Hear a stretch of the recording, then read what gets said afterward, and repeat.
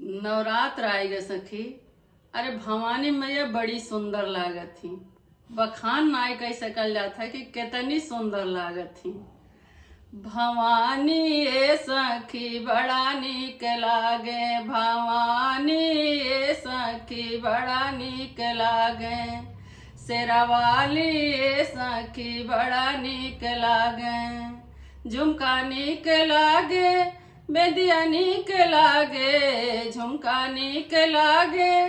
बेदिया नीक लागे, नथुनिया ए सखी बड़ा नीक लागे,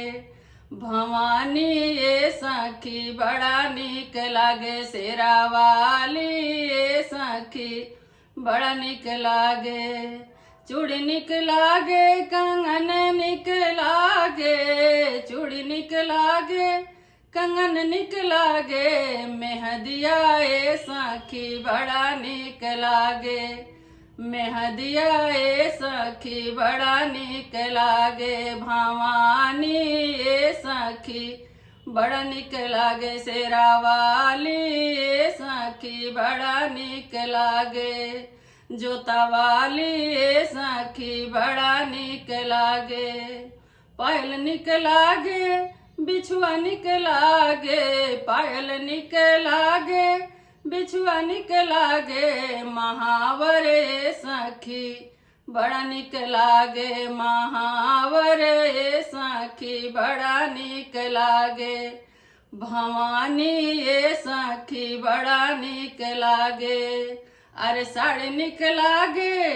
लहंगा नीक लागे, साड़ी नीक लागे, हो लहंगा नीक लागे, चुनरिया ए सखी बड़ा नीक लागे, चुनरिया ए सखी बड़ा नीक लागे, भवानी ए सखी बड़ा नीक लागे, शेरावाली ए सखी बड़ा नीक लागे,